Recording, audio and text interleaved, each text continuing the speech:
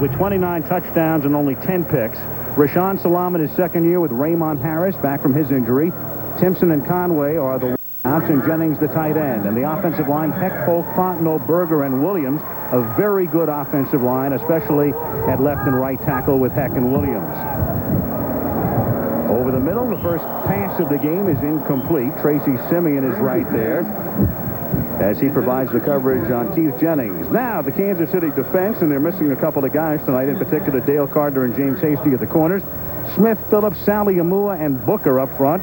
Good defensive line. Derek Thomas, outstanding, of course. Simeon and Davis are the linebackers. And you've got Darren Anderson and Perry Carter at the corners, and Brian Washington and Mark Collins at the safeties. Again, Dale Carter is back in Kansas City, not in uniform tonight, though he'll be ready for the opener against Houston. And James Hasty's grandmother was ill in Seattle, so they let him go back to the West Coast. He will be back for the opener, though, when they open in Houston. Red Cashin, the referee, signals the ball ready for play, and it's 2nd and 10. Actually, playing on Thursday night will give both clubs a bit of a break. They'll have a couple of extra days. Ordinarily, they play on the weekend. They'll have a couple of extra days to get ready for the season opener. They like it. Here's Rashawn Salam.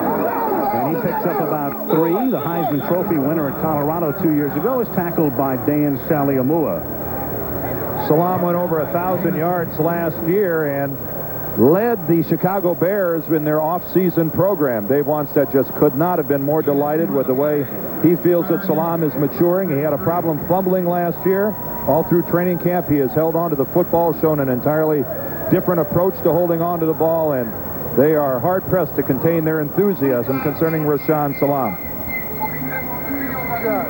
There's a clock problem, and Red Cashin informing the crowd that the official time will be kept on the field, at least for the moment. One of the personnel areas that the Bears are still looking at in terms of roster is the wide receiver position. Jack Jackson out of Florida, number 88, and Travis Hann out of USC, number 15, and Bobby and Will Coleman, number 86. They're going to get a long look tonight. 3rd and 7, backside pressure, flag is down, and the pass is caught by Bobby Ingram, the Penn State rookie. A great catch, and you can see why they are so high on him, as he was able to toe dance his way into a completion before being forced out of bounds, and the penalty is against Kansas City. Offside. Number 75 on the defense. That penalty is declined. First down. You love it, don't you? Red does it better than anybody in the game. And Frank, you talked about the receiving, the competition in the receiving corps. It involves Hannah Jackson and Coleman, but certainly it does not involve Bobby Ingram. He has got this team made, and there's why. There's why. A beautiful piece of work by the 2nd-round draft choice from Penn State. Raymond Harris goes nowhere. They had very high hopes for him last year. They called him ultra back. They built a lot of their offense in training camp around him. And then on the second play of 1995, he breaks his collarbone and was gone for the year. Oh, they really did. They had great plans for him, and they kept thinking he would come back. He never did. He had surgery after the season, had a plate put into that collarbone. But in 1994, he had almost 500 yards rushing, 40 receptions, and they didn't get anything from him last year. They think he's going to be a big producer this year. Opening drive of the game, 2nd down and 10 from the 46-yard line. Kramer hit as he throws and hits Jennings, the tight end, and he has a first down at the Kansas City 37-yard line. He's tackled there by Brian Washington, 17-yard gain. Boy, nice-looking pass pattern by Ron Turner, the offensive coordinator. He runs Conway on a shallow crossing pattern, and then it's Jennings on a deeper pattern, and as you can see, Kramer holds onto the ball long enough to find the deeper of the two and gets it to Jennings downfield. There's Conway on the right side of your screen running the shorter pattern. Normally it's the other way around, Frank. Yeah, Kramer took a shot from Derek Thomas, too, that they didn't flag. I think Derek is trying to ease up, though. 1st and 10 at the 37-yard line. And it's Timpson making the catch over the middle. Great moves inside the 10, tackled at the 5 by Perry Carter. And Ron Turner, the offensive coordinator, who put in a terrific system last year, watching his team execute a perfect first drive. Well, they expect big things from Timpson. He'll have to step up because the leading receiver for the Bears, Jeff Graham, went through free agency to the Jets. And watch the good move Timpson, a former New England Patriot with Bill Parcells, puts on one defender there. Gets Jukes to the outside and a good move. But Michael Timpson looking good. And Curtis Conway throws the block that gives him a good extra maybe 8 to 10 yards. These receivers for the Bears working for each other. First and goal from the 3. Salam to the short side of the field. Can he turn the corner? Is a fumble at the 1-yard line and recovered by Kansas City. So this drive ends exactly the way the Bears hoped it would not at any point during the regular season, with a fumble by Salam, who fumbled 9 times last year. Tracy Simeon recovered. But there's one thing you'd criticize from Salam a year ago, it's this, Dan. He turned the ball in the wrong hand. He should have had that ball in the outside arm. He was knocked out of there by Mark Collins, but he never switched the ball to protect it.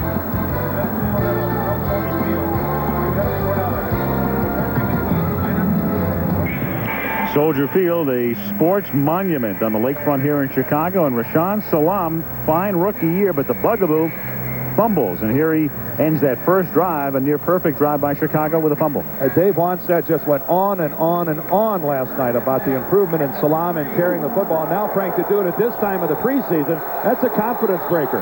They're going to have to play him more than they thought maybe in this game to get him back in stride. Kansas City starts from the 2-yard line, and Donnell Bennett tries to give them some breathing room, picks up a yard, and we take a look at Kansas City offensively. Steve Bono, at the age of 34 last year, statistically anyway, a fine year, and then a terrible performance in the playoff game against Indianapolis. He has Bennett and Marcus Allen in the backfield, Penn and Vanover are the wideouts, and Keith Cash the tight end. Criswell, Zott, Grunhard, Shields, and Sigler up front. Would-be starter Lake Dawson slightly shaken tonight and not starting, as Marcus Allen burst through the middle. Marcus from the 40 into Chicago territory, and Marcus Allen takes it to the 30-yard line, and he's ready for the regular season despite carrying the ball for only the second time in preseason. I think Marcus will head to the sidelines and says, I'm out of here. That might be it. He might take his shoulder pads off. You know, we talked about the few sacks that Avery Kramer, the offensive line of the Bears. Well, this Kansas City offensive line, they can really do a number. They do it right here. It's just zone blocking, huge opening. It's Sigler, Shields, and Grunhard with the double team down on the center. Then Zott, the left guard. Magnificent blocking. And as you can see, 36 years old, and obviously still going strong, Marcus Allen. And now it's Greg Hill, and it will be an Allen and Hill tandem all year long to the 16-yard line when Marcus comes out, as he does here with a flag down on that play. Hill comes in, and that's holding against Kansas City to take it back. When you talk about the two of them, Marcus Allen and Greg Hill, what Marcus really brings to the dance, he's a great receiver coming out of the backfield. Hill has not got that worked out yet, quite yet. Holding. Number 61 on the offense. 10 yards, still first down. And needless to say, Greg Hill could have made that same run that Marcus Allen made. That was a devastating job of blocking by the Chiefs' offensive line down on their own goal line. And now that has been a problem for the Chicago Bears, really being physical and super tough on the line of scrimmage. The loss of Zori Church. This is not encouraging so far for the Bears defensively. Yeah, the Bears offensive line only gave up 15 sacks. Kansas City only gave up 21. Two of the best offensive lines of football here tonight. First and 20, inside handoff, and that's Donnell Bennett, the fullback, taking it to the 37-yard line. As we take a look at the Chicago defense, and as just mentioned, Zorich is gone for the season, so you have Spellman, Simpson taking Zorich's spot, Flanagan and Theory. And then the linebackers, and the change there, of course, in the middle with ex-Dolphin Brian Cox, with Kane and Smith on the outside. Walt Harris, their #1 pick out of Mississippi State, and Kevin Minifield at the corners, with Marty Carter and Anthony Marshall at safeties. Donnell Wolford won't play tonight as you look at Chris Zorich. And Mark Carrier is also dinged. He won't play. They'll both be back for the opener. Second down and 13 as Bono goes deep, and Vanover starts to trip, makes the catch, and scores. Oh, he is the complete package. They saw him beat San Diego in overtime on a punt return when he debuted on Monday Night Football last season, and he has turned into a tremendous offensive threat on the outside. A very unlikely looking wide receiver at 5'11" and about 225, but he can get it done. Kevin Minifield, the corner on that side, he's subbing for Donnell Wolford, who was given the night off. They tangled feet about 5 yards back upfield. It cost Minifield his concentration. It cost Minifield a chance to get back into the play. Vanover, though, able to maintain his concentration, stumbling and falling. And you know something? That's not a catch. That ball hit the ground, didn't it? And since it's an end zone play and a scoring play, it is now going to be reviewed because you have the experimental replay situation in here. Well, they can only check whether it's a score, not whether it's a catch or not.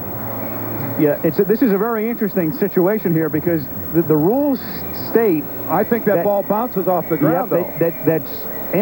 Plays involving the end zone are reviewable. It says nothing about whether it's a catch or not. Red Cashin will come over to a sideline cart as Dave Wannstedt watch the ball through the flag. Oh, I don't know. Looked like it came off his arm. Right, was that off his arm or off the ground? Let's look at it closely. You're right, Mike. But I think it's off his arm. Well, I don't think it hit the ground, and it may have been the forearm. You're right. That was one of the most impossible balls to catch too. They have to ran it in slow motion, but the force of it against his elbow, I'm just amazed that he could hold on to this football. I couldn't agree more. Well, does the point of the ball hit the grass, or did he cradle it completely? Is the question. And the other question is, did he break the plane of the end zone? And here's what Red Cashin has to say. After reviewing the play stands as called touchdown. I think that's the right call, too. I certainly give him the edge on the catch because that was a tremendous effort. Keep in mind that was the call on the field, and did we see anything that was indisputable as far as overturning that? Absolutely not. So Vanover scores 6-0 going on 7 with Stoyanovich for the point after. Louis Aguiar, his brand new holder, puts it down and the kick is good. 6 minutes into the first quarter in Chicago, thanks mainly to Allen and Vanover. 7-0 KC.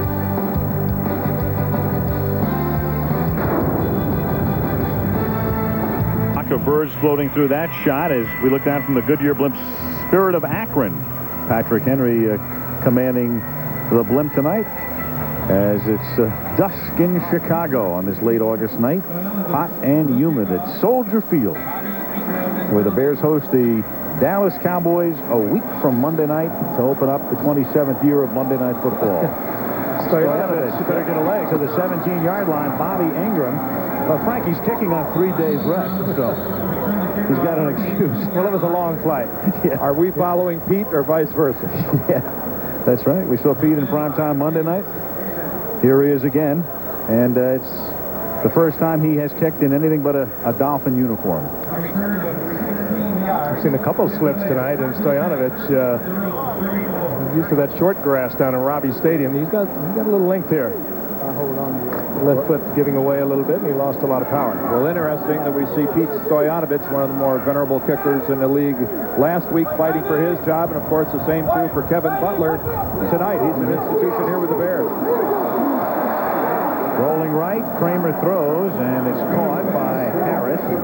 Tackled immediately by Anthony Davis. Just a wonderful look at, on one play, at how talented these Chiefs are defensively. They hit everybody that moves on both sides of the football. Take a look at this play. All right, the fake handoff here. That's Vaughn Booker, number 99. He just destroys Rashaan Salam. And then Kramer comes out on the rollout. He delivers a pass perfectly defensed. There's Anthony Davis making the play on the other side. One great defensive team. 2nd and 6. No blocking, but Salam escapes 2 would-be tacklers and gets up to the 40-yard line. He's hit there by Mark Collins, and it will be 3rd down and 4. And the numbers prove that out, too, Dan. They were 2nd in the league defensively a year ago and number 1 in the NFL in points allowed. A little over 15 points average a game allowed. Salam's going, hey, I was only faking the ball. I didn't have it. No need to abuse me like that. Rashaan Salam, though, his fumble on the 3-yard line, you wouldn't think it would set up the Chiefs, but they go on a 97-yard tear. 3rd down 4. Robert Green is in the game. And Kramer airs it out, and Jackson. There's a flag down at the 22-yard line. Jackson trying to win a job with a great catch. Flag at the 38. Perry Carter just grabbed Jack Jackson going by, and the official was right on top of it. Flag up about the 38-yard line. I think, though, that's going to go against Perry Carter, who's filling in for James Hasty, who Al mentioned is not here this evening. Good protection for Eric Kramer, just like he had all last year. He just missed the grab. He was right ahead of that. Holding against the Chiefs. See, that ball bounces off the ground. Well, when Jackson went by Carter grabbed him by the jersey, right, and the official was right on top of it. Right. But a superior effort, nonetheless, by Jack Jackson. Well, Jackson was in that battle with Hanna and Coleman for that receiver spot, one receiver spot that was available here with the Bears. Or what appears to be one receiver spot available. Another good example of something everybody in this league knows. Eric Kramer has a wonderful touch on the long pass. And he has wonderful protection. That'll give you a wonderful touch. Holding penalty against Kansas City and an automatic first down. Movement up front, but no flag. And Salam tries to find some room, and now a flag does go down at the 48-yard line. Salam is stopped there.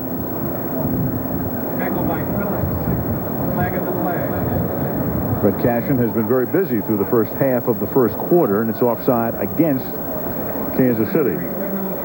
So do you want a 2nd and 3, Red saying to Kramer, or 1st and 5?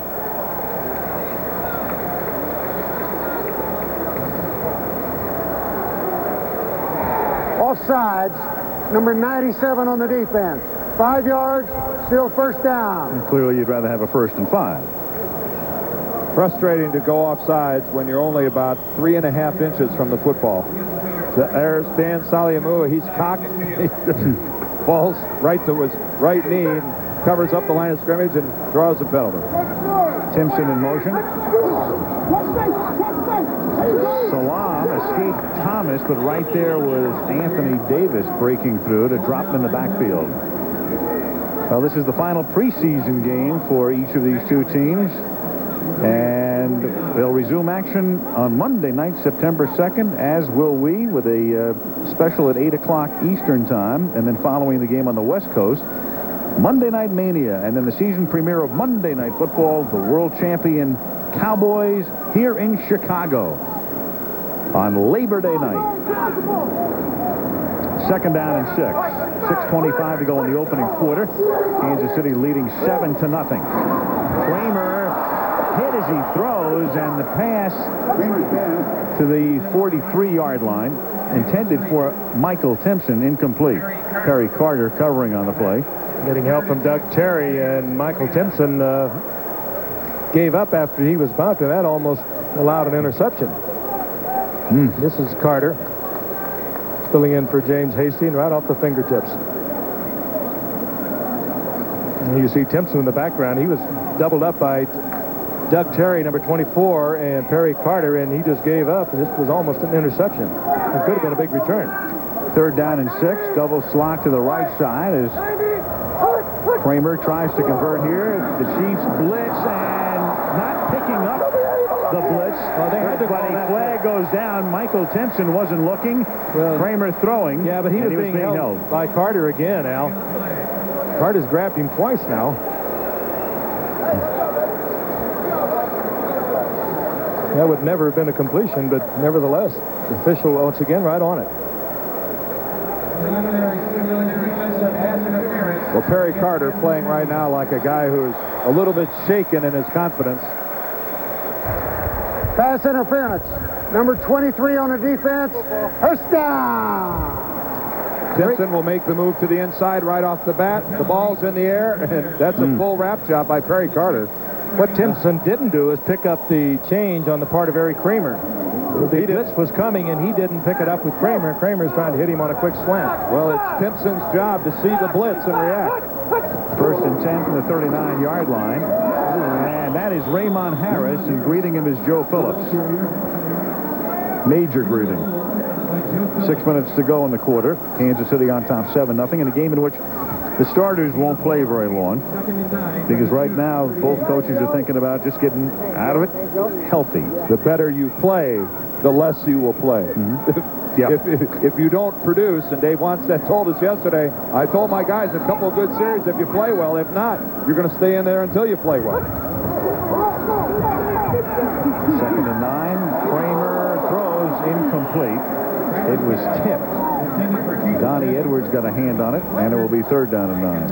Rookie 4th-round draft pick got his hand on it. Donnie Edwards getting a long look here tonight. Because Keith Jennings is wide open. Watch this. Edwards is 6 yards in front of Keith Jennings. He gets up there and touches that ball, but he was not covering Keith Jennings. He was well in front of him. We get a 2nd and 10 again. You'll see that again. Because he was wide open. Kansas City has outrushed Chicago 71-6, thanks mainly to Marcus Allen. 3rd down and 9, and this is Green picking up the 1st down. Robert Green has been a valuable man as a 3rd down back and a special teams performer. Picks up the 1st on a 3rd and long. Former free agent with Washington Redskins from William and Mary.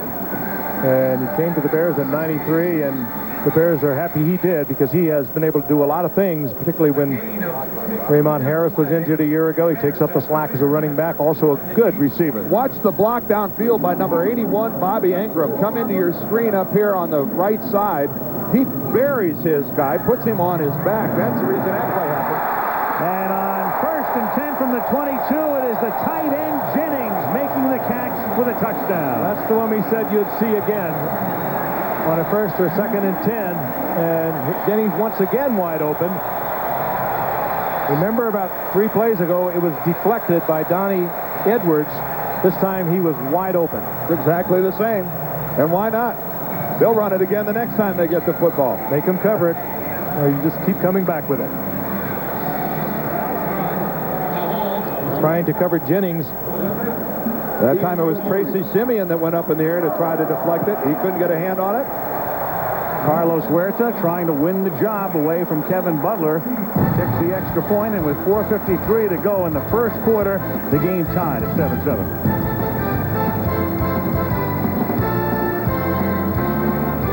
In blue moments.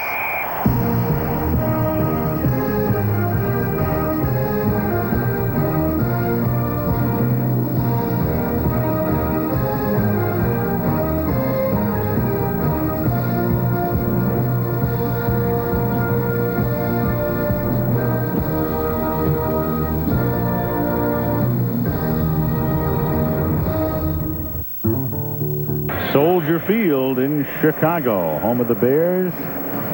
Sun going down. What a shot in the Windy City.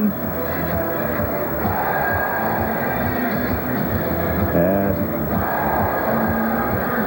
Todd Sauerbrunn will kick off for Chicago, their 2nd-round draft choice in 1995. And he had a miserable year last year, but that's a pretty promising pre-beginning to 1996. And listen to the crowd, Al. They respond to it. 9 yards deep into the end zone for the touchback. That is the Loop, downtown Chicago, on a warm August evening. In fact, we come to Soldier Field. The game tied 7-7. And Steve Bono with a little swing pass to Marcus Allen, who earlier had that long run, and we'll show that to you if you pick this up late. Marcus's longest run ever in a regular season game, 61 yards, and this one from his own 4-yard line through a mammoth hole for 63 yards. But of course, he had that 74-yarder in the Super Bowl the 2nd year against Washington and earned MVP honors. And then the drive pays off with Vanover able to make the catch over Minifield to make it 7-0 Kansas City. And here's Allen, again showing great movement, and the 36-year-old looking like he's 21 to the 31 for a 1st down tackle by Cox. We asked Marty last night, with only 1 carry, is he ready for the start of the season? Marty didn't hesitate one bit. But he's in great shape. He's not concerned about it at all. Marcus getting a little work here tonight, creating a little work. That was a terrific move back to the inside to get the 1st down. And if Marcus plays like Marty thinks he's going to play, he'll get more than 100 carries this year and add to that record. No one that age has ever done before, huh? Unless he gets hurt, Marcus will do it again. Bono hanging in the pocket, then escaping and throwing it away under pressure at the end. Carl Simpson bursting through, a guy who had the spotlight shining on him with the season-ending injury to Zorich. There's the old coverage sack. Steve Bono tried and just couldn't find anybody. Good coverage by Marty Carter. He was all over the intended receiver, Tamarik Vanover. Tamarik has got a little bit to learn. He could have broken off that pass pattern when he saw Bono in trouble and given him a better passing angle rather than continuing his route. 3:30 left in the first quarter. Chicago and Kansas City tied at 7. As you look at Cox, who's on the move, and then it's dropped by Donnell Bennett. Now, Bryant came on the blitz that time, was able to get upfield, and I couldn't tell for sure if he made Bono alter his throw or not. Brian Cox, a very gifted pass rusher. He's not really adept at very much in coverage skills. He's not the guy you want to drop back 8 or 12 yards and get back into coverage. But boy, you like to bring him because he's good at giving a guy a slip. He gets by Shields. The factor in Bono throwing the ball, his best asset in the passing game is definitely rushing the quarterback. 3rd down and 10. And here he comes from the bottom of your screen. But Bono takes off past the line of scrimmage and then goes down at the 37-yard line short of the first down. Barry Minter is there to stop him, and they'll punt. Well, that's good coverage. And that's the new look, Frank, of the Bears and their pass rush for this season. Cox on the outside. Spellman slides down to the inside. Flanagan on the inside. In theory, on the outside. 2 speed guys going upfield. 2 big guys getting the push. Somebody, though, has got to stay in their pass lane. They can't allow the quarterback to get out like that.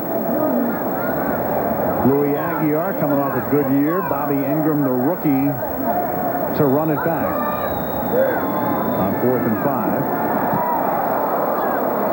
And Aguiar with a bad kick that bounces out of bounds at the 25-yard line. Kick of 38 yards for Louis with 2:34 to go in the quarter and the game tied 7-7.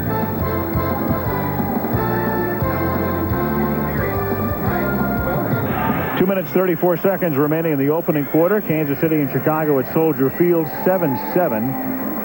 Spectacular shot. As you look at the Hancock Center, downtown Chicago on Michigan Avenue. And the Bears take over at the 25-yard line, and Raymond Harris gets tackled by Dan Saliamua in the backfield. Raymond hurt. Boy, he kind of grabbed at his leg a little bit. Well, he's limping. Oh, yeah. Well, you could tell something hurt him when he was down on the ground. And, oh, my God, the Bears' collective, their throat is in their collective hearts. Well, let's try this. Their heart's in their collective throats. Let's see if I can get that out. Just unblocked coming in. Dan Saliamua just right on the leg of Raymond Harris. Foot was planted right in the grass. Boy, so much of their offensive hopes ride on this guy's shoulders. Well, last year he went out on that second play of the season, and Tony Carter had to come in and take his spot. And there is Tony Carter in your picture right now, taking Harris's place here. And a whistle before the snap on 2nd and 12. Well, I don't know if anybody else moved, but you could see Otis Polk, the left guard, number 69, moving. They're going to take a look at Raymond's left knee. And Saliamua came in on that left knee and it kind of collapsed. Well, Saliamua should not have been there. Somehow Dan Saliamua got into the backfield awful quickly. Raymond Harris had no chance to get into any kind of a position to head upfield.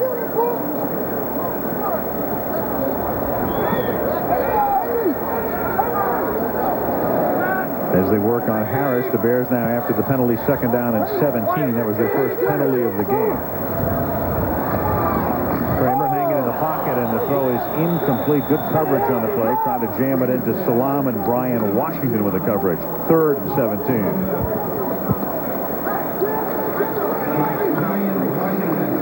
And Salam comes off gingerly. And Robert Green in. He is not believing what he is seeing. Boy, and Salam now is really limping as he approaches the sideline. in the starting backfield. They're looking at Harris on the lorry and Rashaan Salam limping off. Third down 17 now from the 18-yard line. And Kramer dumps it to Green underneath, and he gets tackled by Collins up at the 29-yard line, 7 yards shy of the first down with a minute and a half remaining in the quarter. Needless to say, this game being viewed with great interest down in Big D. They'll be here for the opener, watching the fortunes of the Bears, and right now accelerated heartbeats everywhere in Chicago concerning Raymond Harris and Rashaan Salam. Derek Thomas there being grabbed by Andy Heck, and I mean really grabbed, and I'm sure oh heck is not what he said. Here's Sauerbrunn now, really booming it. That is a 64-yard kick, fielded at the 6 by Vanover, who runs it back to the 25, and a flag is down at the 25. So Sauerbrunn, a guy they spent a second-round pick on last year who was a bust, has had a great preseason, and that one officially 65 yards off the foot of Sauerbrunn. Sauerbrunn looks like he's lifted so much weight he's had to snip the sleeves on his jerseys there. Got some big guns working. That's some good news. They're not looking at Salam on the bench. He still appears to be limping a little bit, but if it was something serious, I would think that he would be being attended to by the medical staff. Well, Raymond Harris is up as well. He's upstanding. During the return, illegal block. Number 44 by the receivers. 10 yards, first down at 10. Boy, you tack that onto that kick by Sauerbrunn. You've got some. There's Raymond Harris, and that is extremely good news for the Bears that he's allowed by the training staff to stand up, to put weight on his feet. He got that helmet on, too. Penalty on Darren Anderson moves the ball back to the 15-yard line, and Kansas City will begin its drive from there. There's 52 ticks left in the first quarter, and the game tied at 7-7. Bono to Bennett, and Flanagan doesn't let him get out of the backfield. Jim Flanagan, a guy who not only does a nice job as a defensive tackle, but has scored 2 touchdowns on Monday Night Football. Well, what a force from the inside. 11 sacks last year. You know, it's tougher for a defensive tackle to get in there and get a sack on the quarterback. And when you start seeing double digits out of defensive linemen, defensive tackles, they are having a better than solid year. They're having an outstanding year. Flanagan used in the Bears' goal line offense as a blocking back and pass receiver. Greg Hill tries to find some room and turns a loss into a short gain up to the 15-yard line. Just about back to the original line of scrimmage. It'll be third down there. Greg didn't pick up a lot of yardage, but that's what they like about Greg Hill. He had that football covered up, and he turned what could have been a loss into a gain of 3 or 4 yards. Good. There's 7 Chiefs 7 into 1 back after this message, and a word from our ABC stations. In Chicago, Al Michaels, Frank Gifford, Dan Dierdorf, and Lynn Swan. Game time 7-7, third down and 10 for Kansas City from the 15-yard line. Bono hanging in the pocket, and that's Vanover making the catch, and he couldn't wait for the ball to get to him. He knew he was going to get hit, and Anthony Marshall with the tackle picks up 24 and a first down. Mark Vanover again with a good effort. He knew he was going to get hit. He had to concentrate on the ball, and he did just that. 2 kickoff returns for a touchdown. Touchdowns a year ago, a punt return to win a game in overtime. And he knows he's going to get it right here. But he touched the football away. Good effort. Now Hill cannot get outside. Nicing through. Nice play made by Fogno. Thing about Vanover, he had such an impact on the Chiefs last year. He only had 11 receptions, and he only carried the ball a half a dozen times, and we all know about his returns. But this is a kid here that by the end of this season, unless I'm grossly mistaken, everybody who follows the National Football League is going to know who Tamarik Vanover is. I've got a feeling we'll be seeing him in Honolulu. Yes, sir. I think he is ready to break out and break out big. Too much talent to not. 2nd and 11.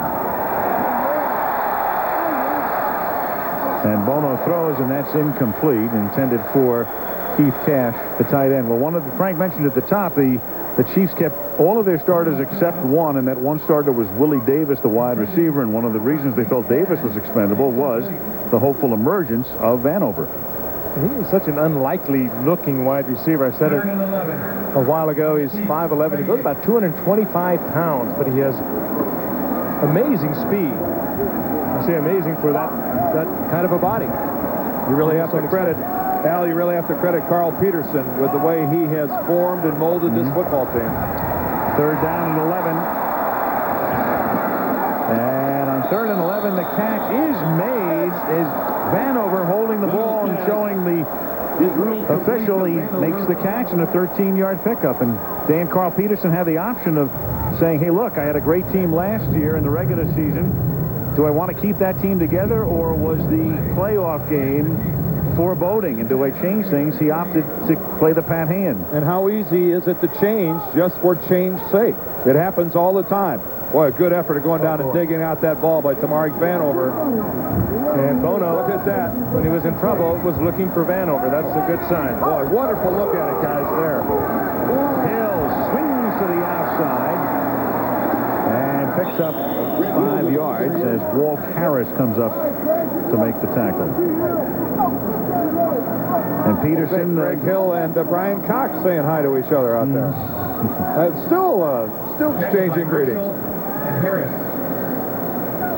Marcus, to no one's surprise, has put them away. He is ready. Well, Marcus done for the night and done for preseason. Meanwhile,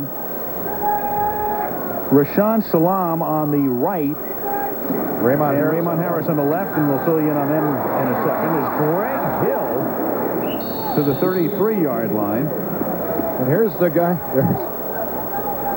Salam has a right hamstring pull, and he's out for the remainder of the game.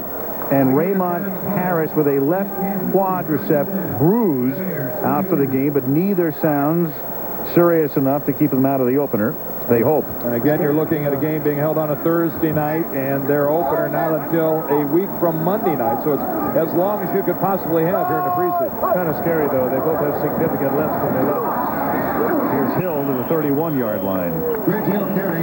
And a flag is down. And when it comes to opening night here at Soldier Field, there's another running back who right now is questionable in terms of his opportunity to start as the call goes against Kansas City, and obviously we're talking about Emmitt Smith. Question whether Mr. Smith goes to Chicago. Yep. 2 to 4 weeks is what the original diagnosis was on how long Emmitt Smith will be out. Number 85 on the offense, 10 yards, still first down. Reggie Johnson, the Chiefs tight end, called for the illegal block in the back.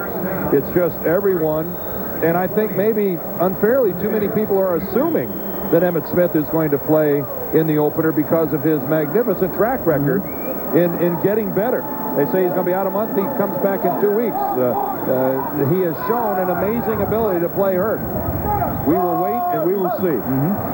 First and 20 from the 42-yard line as Bono throws, and a flag is thrown as Damon Hughes gets wrapped up by James Burton, the corner. And he was wrapped up a little early. Burton used to play for Kansas City back in '94 and came as a free agent a year ago.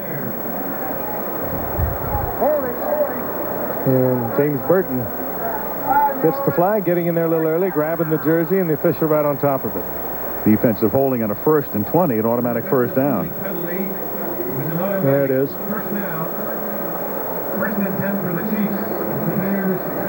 Good call. Burton, a free agent. They waived Jeremy Lincoln the other day, who had started last year. The Bears come with everybody. And Bono dumps it off, incomplete over the middle. They brought everybody else. Brian Cox led the way. And he's picked up by Donnell Bennett as Cox came charging through, and Bennett saw him and was able to stave him off. You know, that results in an incompletion, but I don't think the Bears are happy with this. They sent an awful lot of people to not really get to the quarterback in a hurry. You would think that they'd get to the quarterback faster than that. I know it looks like they made Bono move in a hurry, but Frank, when you send 8 people after the quarterback, you've got to get to him faster than that. You saw Zorich on the sideline, gone for the year, 2nd down and 10 from the 37-yard line, and a fumble as Bennett gives the ball up. I think Jim Flanagan was the guy that actually got his arm in there and knocked it out. No signal yet from the officials. Now Chicago with the football. Boy, Jim Flanagan showing again what a solid player he is becoming. Watch, there's the fumble. He just drops the ball right off the bat. Oh, Donnell Bennett just plain drops it. Offensive lineman for the Chiefs. He's trying to make this team, and this afternoon he received a little more incentive from his wife, Jennifer. She confirmed that she is 12 months pregnant, expecting their first children. That's right, children. She is expecting triplets. So Joe Valerio is hoping he stays around the Chiefs long enough to take his kids to Disney World in the offseason. Speaking of which, Disney World is celebrating 25 years, and you see behind me the Green Army men, General Sign Up and Goofy, and they're on a campaign to get all of us who have been to Disney World to sign up and go back. So I'm signing up with Al, Frank, and Dan, not just for me, but for the 3 little Valerios. Al? All right, Swanee. We're on our way as Dave Craig takes over at quarterback and throws incomplete. The only guy missing in that shot, I think, is Dennis Rodman. You've got... He's getting married. You've got Goofy and the Green Army men from Toy Story. 25th anniversary. Hard to believe that it's been open that long. Cody loves it. Problem is they're trying to get everyone to sign up who's been there. I pose the question, who hasn't been to Disney World in the last 25 years? Dave Craig, who has been everywhere on 2nd and 10 to Robert Green. And Green stopped up at the 45-yard line. So Eric Kramer, who will be their starter, obviously, a man who took every snap last year, is done for preseason. When you throw 29 touchdowns and only 10 interceptions, you get to go to Disney World. You bet. And Dave Craig, who spent so many years in Seattle and then has bounced around. And remember, he was the Kansas City starting quarterback for a year, and then they brought Montana in, and he backed up Joe. And it's 3rd down and 3 now up at the 45-yard line with Jack Jackson in motion. Chiefs rush 6, and the catch is made by Bobby Ingram, and the Penn State rookie converts on 3rd down to the 43-yard line where he's tackled by William White. You know, Dave Craig, when he plays with a good football team, has put up some rather impressive numbers. He is also, in 12 years at Seattle, he was with Kansas City, Detroit, Arizona. Now, those were all, at times, as a starter. He's thrown for 187 interceptions to 247 touchdowns. Almost 60% completions. He's got some remarkable numbers. At the 43-yard line. Handoff to Robert Green. One of the reasons the Bears had to go after an experienced backup was they lost Steve Walsh, who had backed up Kramer, Walsh signing with the Rams.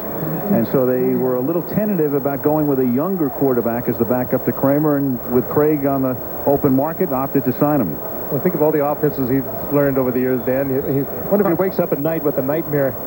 What kind of a uniform do I have? Well, he had a wild year last year in Arizona with Buddy Ryan and the Cardinals. 2nd and 8. Green again takes it to the 36-yard line, tackled there by Doug Terry. This NFL preseason special is being brought to you by Nissan, who reminds you that life is a journey. Enjoy the ride. And Brewery Fresh Budweiser, who reminds you fresh beer tastes better. Tom Sims is shaken up, the defensive tackle for Kansas City. So timeout on the field as you look at Neil Smith, 8:56 to the half. Game tied at 7.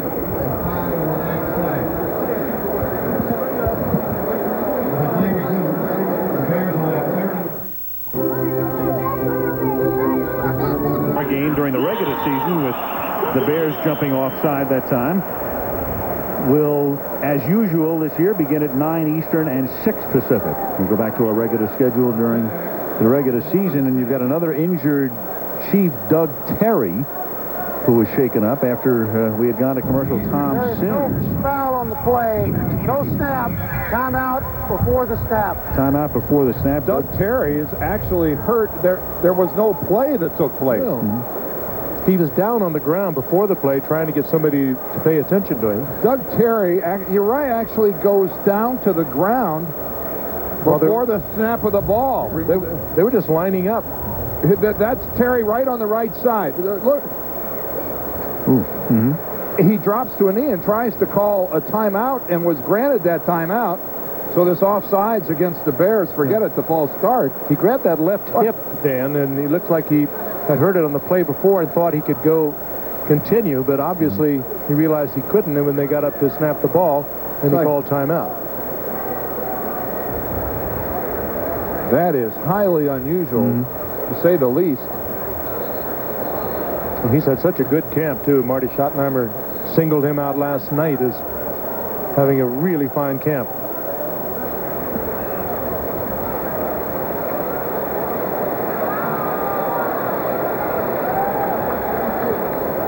So they work on Terry, an injury timeout here with 8:35 left in the half. A Monday night in 1991, Dan Marino and the Marx brothers, Clayton and Duper, showed why they are the all-time trio for touchdowns as this terrific triumvirate exploded for a hat trick of scores.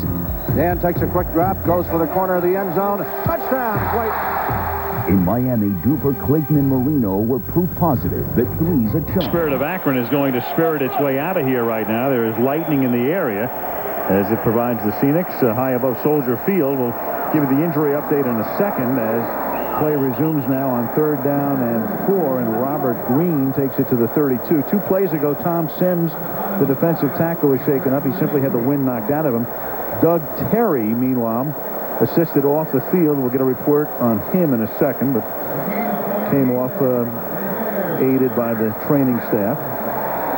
And Sims is back in. And, of course, if you talk to both coaches, and here comes some rain, begins to fall here at Soldier Field. If you ask both coaches, what would you like to do in this game?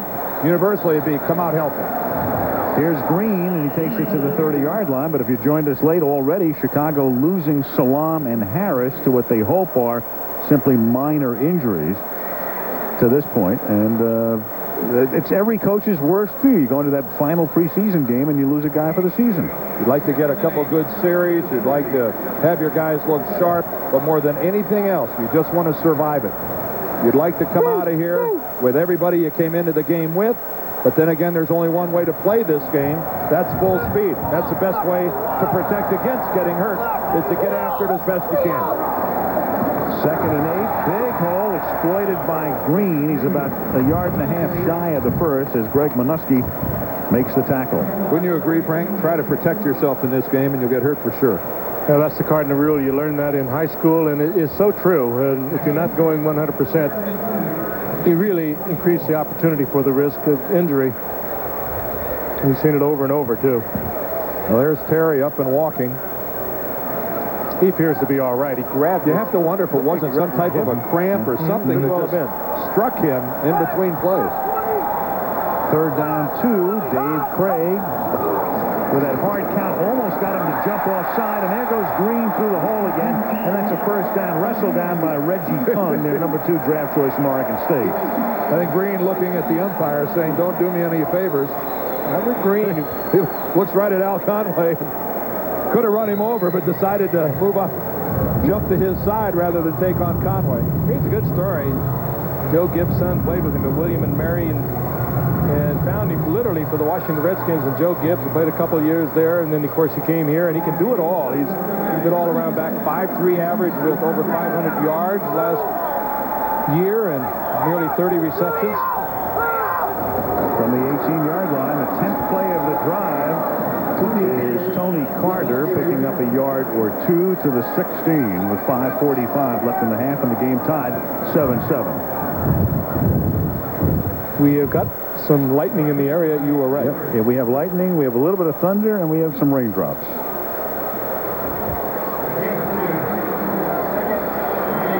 I heard something very interesting coming out here on the radio, that you're not allowed to bring an umbrella into the stadium.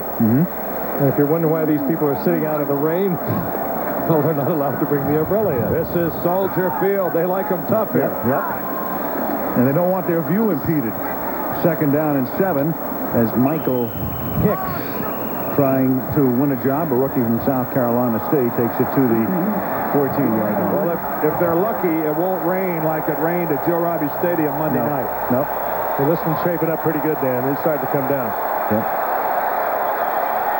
And the crowd cheers the rain. These are fun-loving folks. That's one way of putting it. 3rd down and 6 from the 15-yard line. Craig, again, that hard count. They run here, and this is Michael Hicks. The funny thing happening here, Dave Wanstead, in a way, wants to see if Carlos Huerta can kick under a little bit of pressure. So it wouldn't have been the worst thing in the world for them to have a 4th down. And then you've got Hicks, the rookie, and he won't have anything to do with not picking up a 1st down. He's trying to win his own job. We've got to talk about this story because it's a good one, the big one, of course, here in Chicago. Kevin Butler has been a long-time field goal kicker, very popular here in the area, but he is really kind of on the bubble because of this man. Well, if you're giving Huerta all the chances, I think you're saying that it's his job to win or lose. 27-yard attempt. Oh, just good. Well, how do you judge that one? I don't know. Yeah. You do it again and again. Chicago takes the lead. 3:54 to the half.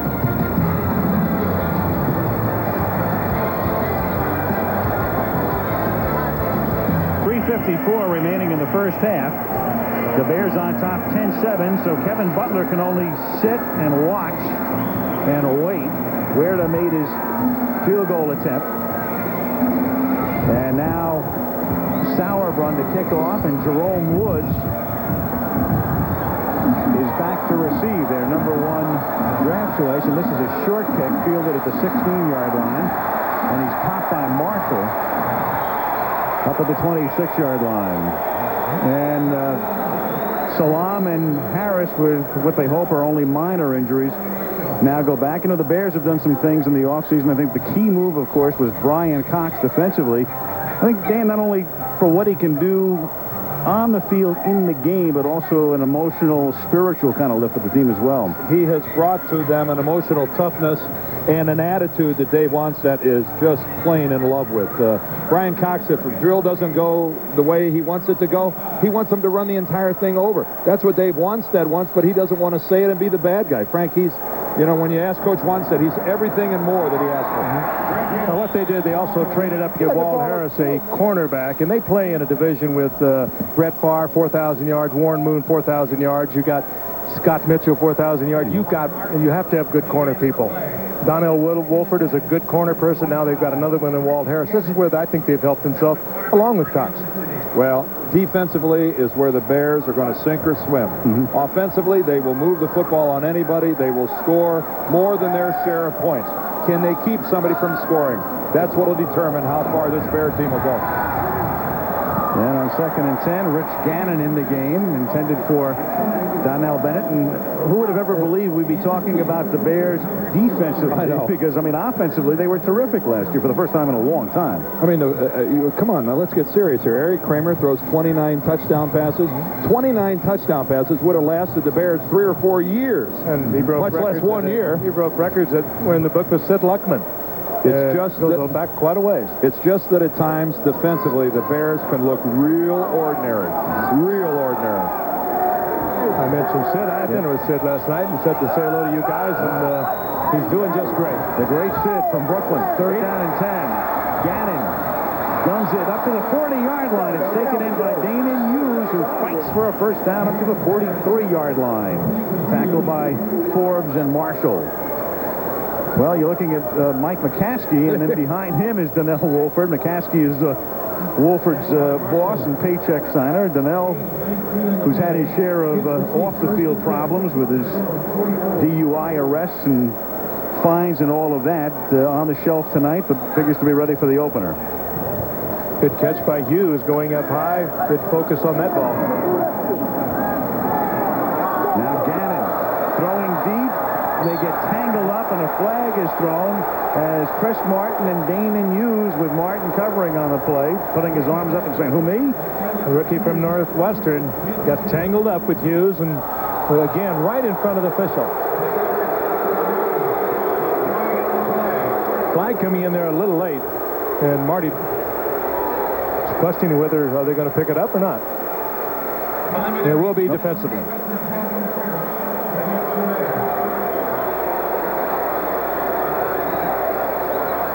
Dave Wanstead, he's not happy with it. Pass interference. Number 25 on the defense. First down. Well, Brian Cox, and that's a pose that has become relatively familiar. The helmet backwards. We've seen that through the years. This is a 35-yard penalty. Funny, one official who was on the sideline, as you saw, didn't throw the flag, but the other one with a different angle. I'm not sure that ball was catchable. Yeah. That was the key, and Reggie Johnson makes the catch. Gannon threw that ball a long ways, and I'm not sure that the receiver could have got to it. You get no help when you're out on corner. Seems sometimes that the entire team is coming at you. The other guys, the officials are against you.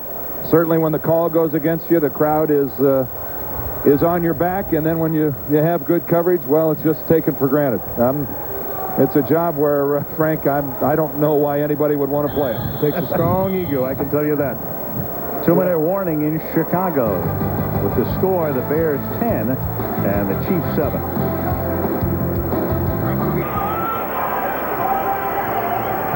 Brian Cox, and in civvies, that's Mark Carrier, the starting safety, who will be back for the opener. So Brian gets a breather here with the Bear defense on the field, and Kansas City second down and 5 at the 16-yard line at the 2-minute warning.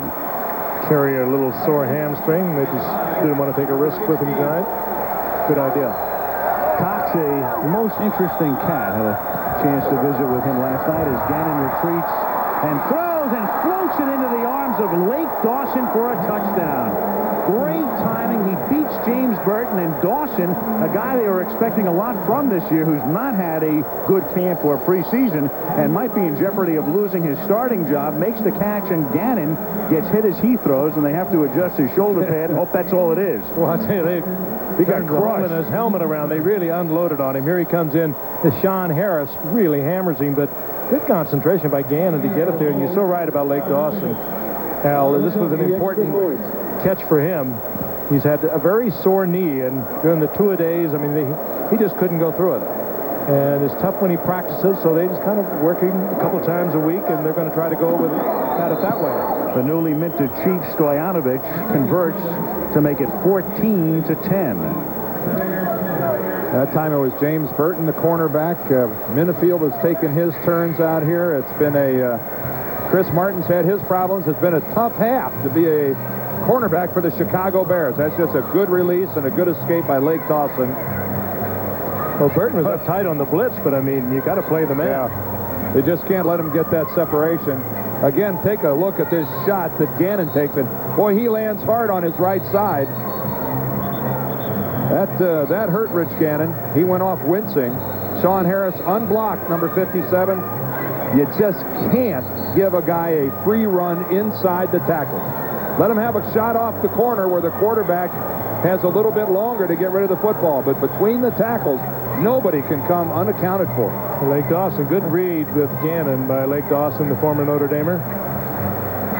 And a very timely reception for him. I know his confidence has been down a little bit. He has been limping around during training camp, having a lot of problems with that knee, and makes a big play here tonight.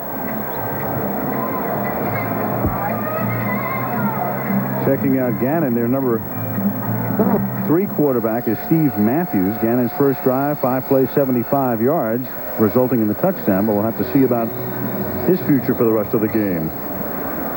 Pete Stoyanovich. Carl Peterson picked him up yesterday from Miami for a 5th round draft choice. It'll be a 4th round draft choice if Stoyanovich makes the Pro Bowl. Back to receive, Jack Jackson.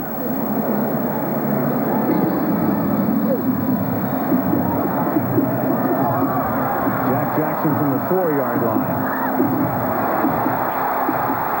the sideline he goes, and finally he's run out of bounds up at the 38-yard line. 34-yard run back. Darren Anderson forced him out with 1 minute and 48 seconds remaining in the first half. That can't hurt Jack Jackson's chance of making this football team. Jackson and Hanna and Coleman, the receivers, kind of on the bubble here when they get ready to make the next cut, but they're also looking for return men here for the Bears. And all three of them do that, Jackson and Hanna and Coleman. What a great name, Jack Jackson. Yeah, that is. His given name was Elliot Cornelius Jackson, Jr. Just call me Jack. Could have called him Corny. First down from the 38-yard line. And this is Robert Green picking up about 4 up to the 42. And the Bears going without a huddle. Gain of 5, second and 5 at the 43. 2nd and 5. Catch made at midfield. It's Mill Coleman pulling it in for a first down. I asked Brian Cox last night, above all else, what he is motivated by. Gain of 8, first and 10 at the 49. Making sure my family has a good life. That's the one thing. More than anything, making sure my wife and kids can enjoy life. If she wants a Mercedes-Benz, go buy it. If my kids want to go to Harvard, they can have that opportunity. If they want to go to Western Illinois, they can have that opportunity. That's my motivation. So I take years off my life. I'll play hurt. I'll play, any way that I can in order to ensure that they have a better life. He's a different kind of dude. He's a sound bite and a half, and we'll hear from him at the half. Brian Cox, a free agent and opting to sign with Chicago. First down from the 50-yard line. And Craig throws, and it's right on the money to Jack Jackson for an 18-yard gain and a first down to the 32. William White with a tackle.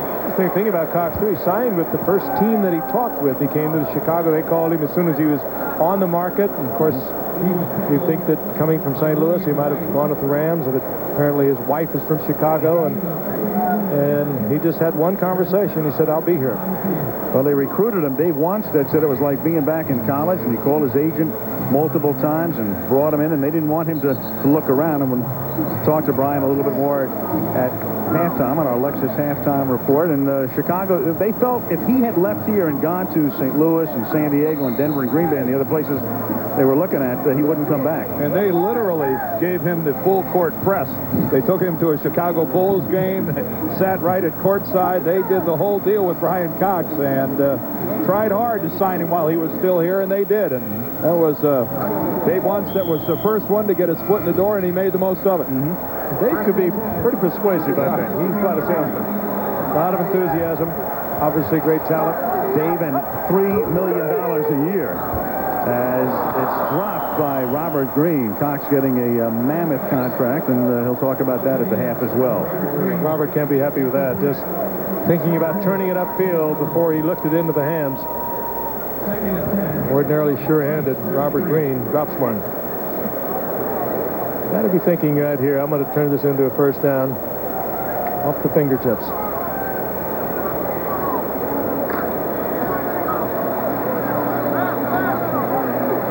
Green, 5'8", 212 pounds. 2nd and 10, and that 5'8" was swallowed up by 6'2", 315-pound Keith Traylor. 5'5" now. Traylor's having a big camp. Yeah, he's been a nice story for the Chiefs. Everybody in the league likes to rotate their defensive linemen around, keep them fresh, make sure they get that good push-up field. Here's a guy that originally started his NFL career as a linebacker with Denver. But there's no 315-pound linebackers in this game. He has eaten himself right into a defensive tackle spot, and it is really, the coaches are saying, has really found his natural position. Been with the Raiders and Green Bay, and of course he's found a home here. You know, guys, it's only a matter of time before we'll see 315-pound linebackers. It's going to happen sooner, probably, rather than later. There'll be a few rules changes on the way. A reminder now, our 27th year begins right here. Bears against the Cowboys on opening night, and then week 2 will go to Green Bay, and we haven't been there for a Monday night game in 10 years. the Eagles against the Packers. Week 3, great AFC matchup from Three Rivers Stadium as the Bills visit Pittsburgh. Those are our first 3 games on Monday night, September 2, 9, and 16. All Dave Wannstedt wants to do is get in position to let Huerta have another kick. You bet. 3rd down and 12, and he's out of position right now with a sack back at the 45-yard line. The fumble came after the play was whistled dead. John Browning got it, but now you've got a situation where you'd be asking Huerta to kick a 62-yarder. Butler says send him in. There's a face of disappointment. Yeah. Dave Wannstedt not happy with that sack.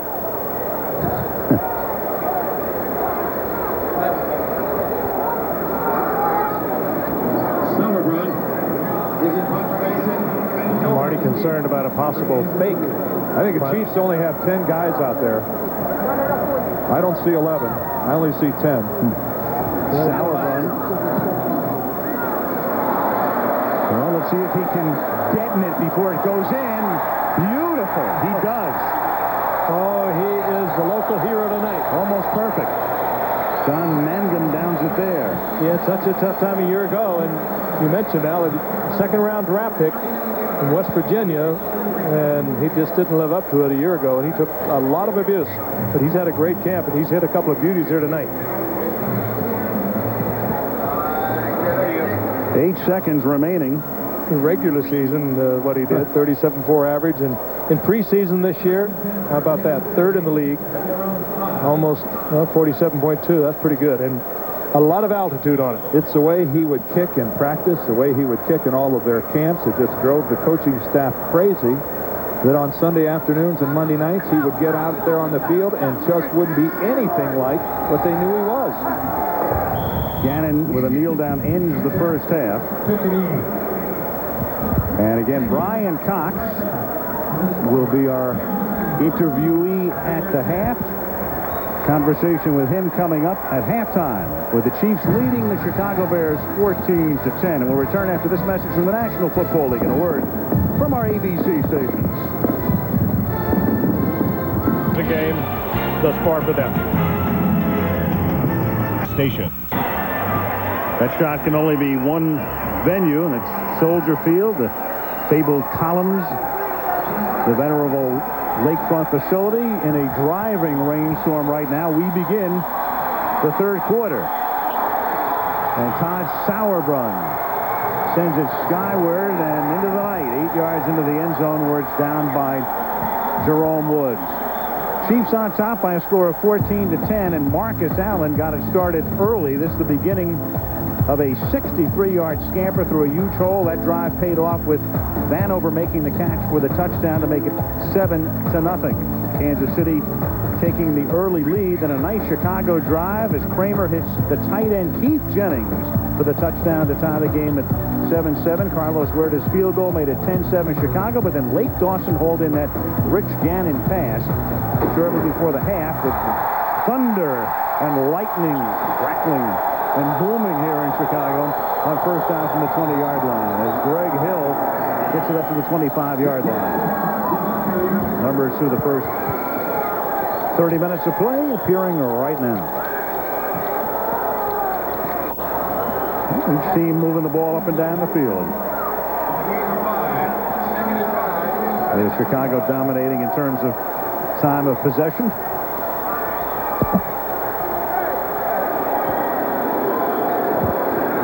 Second down and 5 from the 25-yard line. Gannon in his 9th year out of Delaware. And he hands the ball off to Tony Richardson, the backup fullback. In fact, he would be the number 3 fullback, and Marty Schottenheimer has to think about keeping him. Clearly, Kimball Anders is the number 1 guy, but he's dinged, so hasn't played tonight and won't. Donnell Bennett, number 2, and as you look at Wannstedt in the driving rain, Richardson is number 3. Got to be a little concerned for this football field, too. It's going to be saturated here very shortly, and big clumps of it are going to start coming up. First and 10 from the 31. Gannon stumbles, slips, still is able to sidearm a complete pass to Reggie Johnson, though, for a loss. Taking a page out of the Bernie Kosar book with a sidearm fling. Rich Gannon has been buffeted around pretty well here tonight. And it's coming right up the middle. The Bears are not doing a good job of picking up the inside blitz.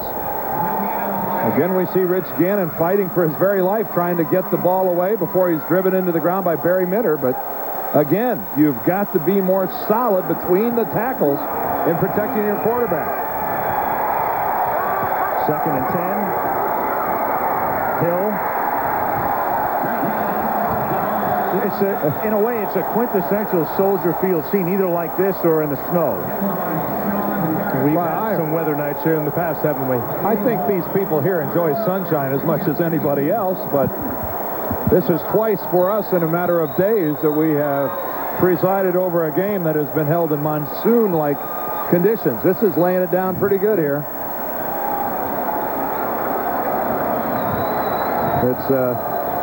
It's a real die-hard fan that sits through this. 3rd down 10. Todd McNair in the game. They saw him. And Gannon, with the thunder rumbling in the distance, has it intercepted. And it's Michael Lowry, a rookie out of Mississippi, an undrafted free agent who's trying to win a job as a special teamer and backup linebacker who doesn't hurt his chances. That did not hurt at all. And again, in tough conditions, the rookie from Mississippi comes down with the interception. Bears in good field position. 12-11 remaining in the 3rd quarter at Soldier Field in Chicago in a driving rainstorm. One of the more timely announcements I've ever heard was the PA announcer here just telling everyone no smoking allowed in the stands. I'd like to see somebody try to smoke a cigarette in this. From the 49-yard line, Craig flips it into the arms of Travis Hanna, another wide receiver trying to win a job. And that moves to 6. 1st down.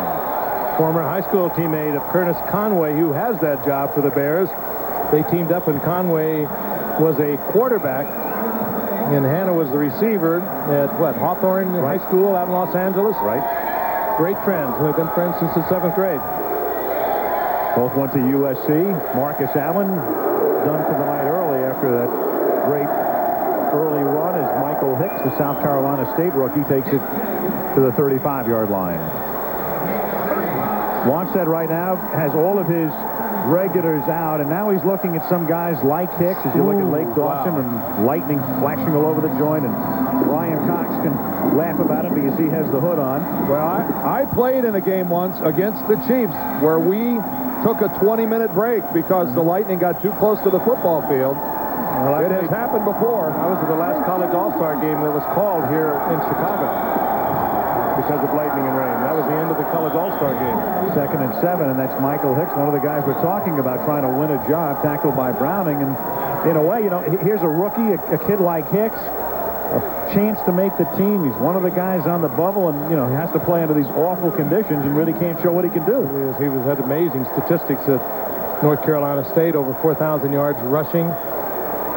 Not much of a receiver, but if you're that busy carrying the football, you're not going to catch it very often. Joe Valero, you saw him, the daddy-to-be of upcoming triplets. 3rd down and 11. As Craig throws, and that pass is incomplete, intended for Bobby Ingram, who's wearing the number of the departed Jeff Graham, who was the Bears' leading receiver last year and opted to sign with the Jets as a free agent. Graham had over 80 catches for the Bears last year. He and Curtis Conway formed quite a team. But they believe that Curtis now, who's going to do most of his work out of the slot position, is really ready to step it up another level. They've got Timpson on the outside, and they feel, and I think justifiably so, they've got some good young people here with Ingram leading the pack. Todd Sauerbrunn figures to pooch punt it or angle it. He did neither. Yes, he certainly did. He might not have a pooch. Full bark. Brought to you by Wrangler, real comfortable jeans. Office Depot, taking care of business for companies of every size, everywhere, every day. And Pontiac, and your local Pontiac dealer. We are driving excitement. Much of the crowd has departed with the rain, pouring rain, lightning and thunder, but a hearty lot right there. as the Kansas City Chiefs take over at their own 20-yard line with 10-11 to go in the third quarter. And Kansas City leading 14-10. Our sideline coordinator, Bill Monahan. Hey, Bill, not every assignment's the Pro Bowl, baby. You know, to get to Honolulu, you have to go through Chicago. What's going on with Lynn down there? Yeah, we'll have to locate him. From the 20, Gannon escaping. There's a flag thrown, and the pass is incomplete.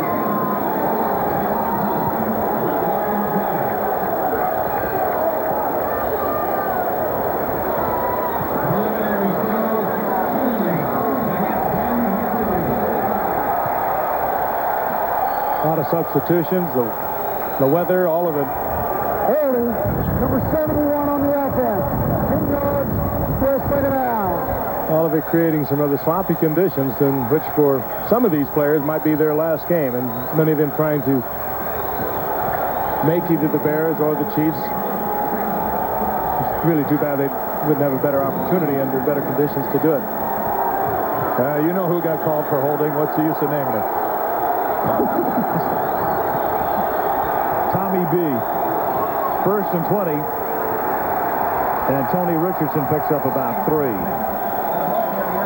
Well, the Kansas City Chiefs with an offense they hope's a little better this year, a great defense. We talked about Pete Stoyanovich that picked him up yesterday. I think I mentioned at the top there was a kickoff between, in effect, I said Darren Anderson. I meant Roman Anderson was the kicker's name, and Bjorn Nitmo, but Nitmo might have won that battle had the Dolphins not found Stoyanovich expendable. And once they did, Carl Peterson with alacrity moved in and made the deal. They may be stopping this.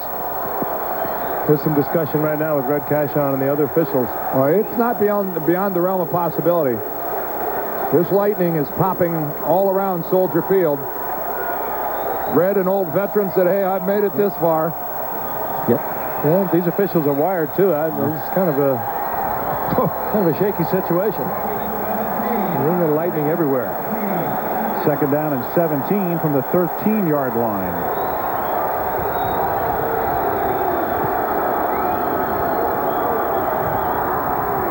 Gannon throws, catch is made. That's Eric Smith pulling it in. Another good throw by Gannon under terrible conditions. Michael Lowry with the tackle, third down and 6 upcoming. 9 minutes to go in the third quarter, and the Chiefs leading 14-10. Smith, the receiver there, one of the players that we've talked about all night, still has a chance to make the football team. Comes up with the completion, but these are tough conditions to really show yourself to your very best. Here comes everybody. And with a flag down, Gannon's pass intended for Joe Horn. Incomplete. Joe Horn was that side of the field now, but he slipped trying to make his cut and went down.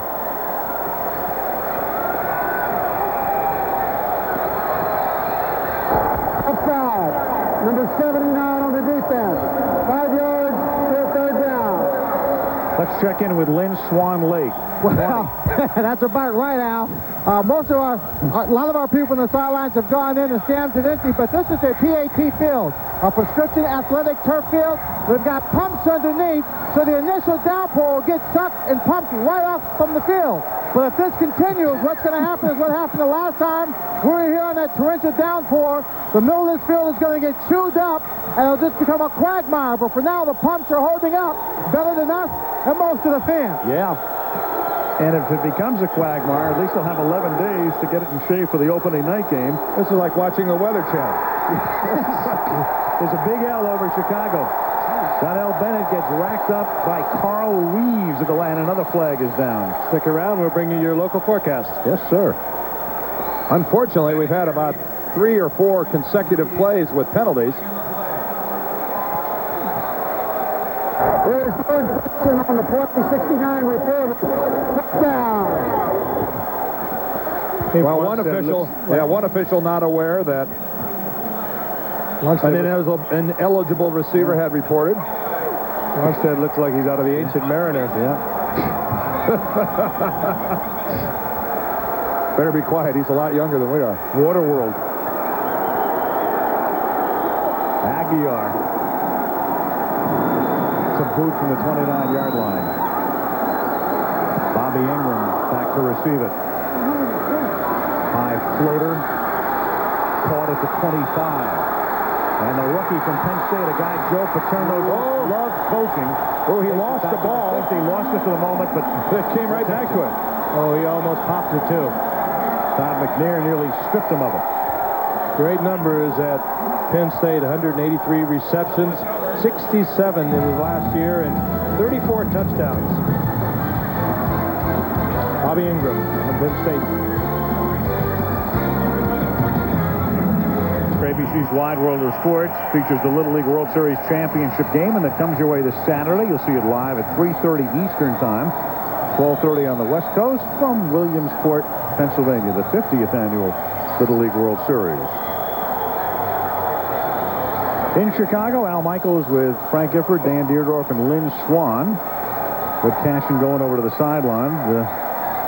Maybe talking about suspending the game at some point. They asked the head coaches. I'm sure the head coaches would agree with them. They have seen everything they wanted to see. They're not going to learn anything new about any player on this football field in these conditions. Well, it's going to take more than just a rainstorm to call a football game. It'd have to become life-threatening before anything like that. 1st and 10 for Chicago at the 49 of the Chiefs. And exploiting a hole is the rookie Michael Hicks. When conditions get like this, some players don't lose their concentration, don't lose their focus, and have the ability to play through it. This game has to be played, and if you're going to be out here, if you're going to be flopping around in the mud, you might as well at least try to knock the guy down in front of you. And if you got the ball under your arm, you might as well at least try to make something happen. So easy to say from up here. Well, we've all been there, Frank. We've all had to do it. Well, all of these players have to at some point in their career. High school, college.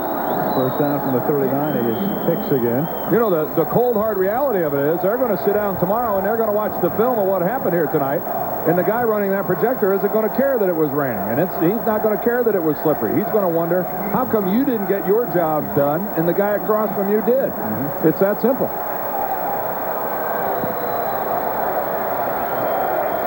Don't bring me an excuse. Bring me results.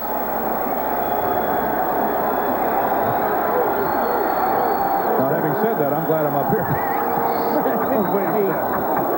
Loose ball. And the Kansas City Chiefs have come up with it. The play is whistled dead. Donnie Edwards takes off. And, well, Edwards is going to... He's a rookie from UCLA, so maybe he's going to go to the end zone one way or another. It doesn't count. It doesn't come close to counting. But with the play whistle dead, at least Kansas City has come up with a football. Was it in the exchange? Yeah. Never came close to being handled. And it's down right there. He's touched by a bear. Chiefs get it back. This is weather for a duck, not a swan, but here's Lynn anyway. You're right about that, Al. Here's a graphic example of how much rain we're getting. Look at the water coming out of the stands. That's about 1 cup, 1 second just from one spout. And all people right here, Al, this is the only way they can get a good seat to see the game. They've come down from the upper decks. Good luck to them. Swanee moving into new fields. Now he's a hydrologist. That's nice work, Lynn. Chiefs in the 37, and Todd McNair picks up the hard yard. Swanee, hold on. Al will be down to relieve you in just a couple minutes. Sure, I will, yeah. Al Fontenot. Come on, Al. Show a little sporting blood here. If there was a couple of other things coming out of those spouts. I'm looking to see if this is going to leak at all up here. The last time we were here, we were blowing right in off the lake. Well, that was that Halloween night game with the Packers and the Bears. Remember how horrible it was at halftime? They had the ceremony for Gale Sayers and Dick Butkus, and the rain is just coming in just horizontally. Hey, I'll tell you, that's an attention getter there. Yeah, well, lightning close by. McNair picks up a couple up to the 41. It wasn't a great hot dog I had at halftime, but that was not my stomach rumbling. It's scary. The middle of this field, as Lenny was talking about earlier, is turning into a virtual quagmire. That's all right. Look at that rock. By God, they'll just grow some new grass. Listen to this. 3rd down and 6. Gannon throws, and that's knocked down by John Mangum. Almost impossible to get a decent grip on it. Well, Marty Schottenheimer's had an enormous amount of success at Cleveland and Kansas City. His regular season mark has been terrific. In fact, at the age of 52, he is the only head coach or manager in the 4 major pro sports with a winning record in each of the last 10 years. The Browns 84 through 88, and the Chiefs 89 through the present. And over the last 10 years with those 2 franchises, he has had a winning season. The only coach or manager in football, baseball, basketball, or hockey. As Aguiar drops the snap. And at the 16-yard line, Mill Coleman, a rookie, takes it back up to the 28-yard line.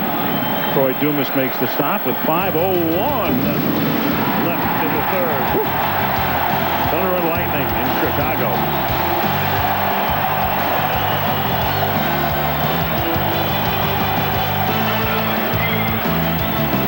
There was a major bolt of lightning and thunder as we went to commercial, and Red Cashin has talked to both coaches. Normally, the commissioner is the only man who can suspend a game during the regular season. They'd be in contact with him, but pretty much they're leaving it in Red's hands right now, and he is very close to either suspending the game or, we understand, even calling the game. The rain has lightened up. It is not raining nearly as hard as it was several minutes ago, but it is lightning more than. So it's good news and bad news in that sense. Yep. Red Cashin doing everything he can do to try to wait this out, hoping that this cell that we're on the back side of it, that is the worst of it, has already moved through the downtown Chicago area.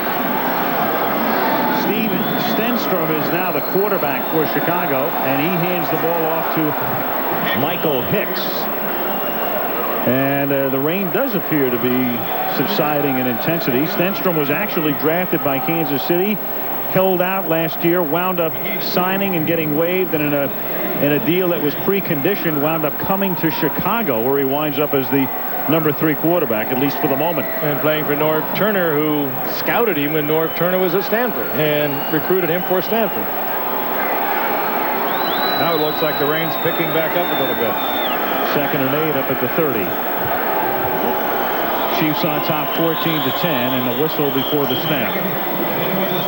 Evan Pilgrim across the line. That was a I don't know if Red saw that.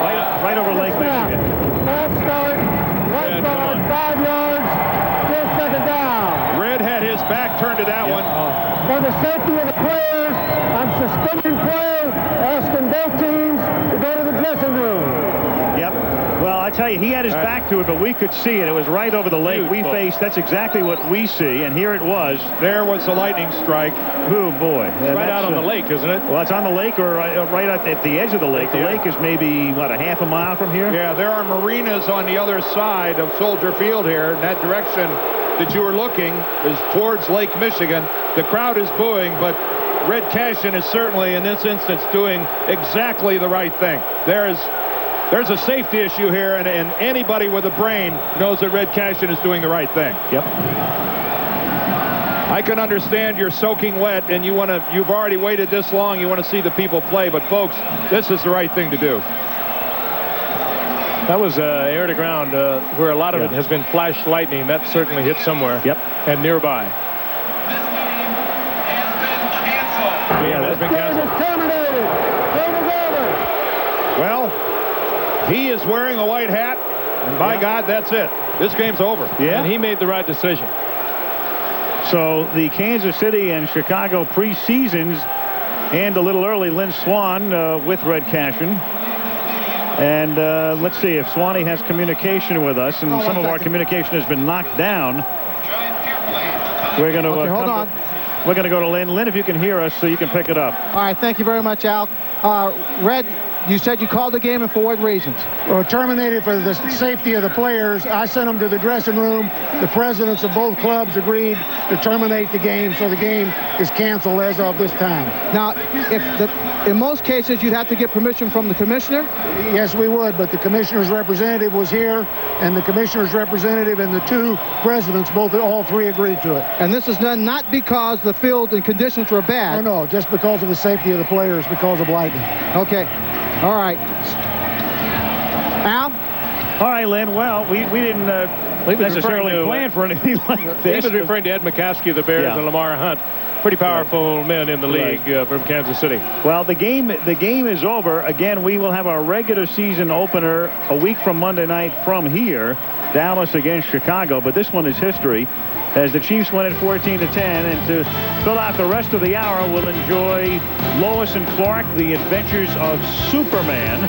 We'll be going to that, and we'll be joining that in progress. But KC beat Chicago 14 in the third.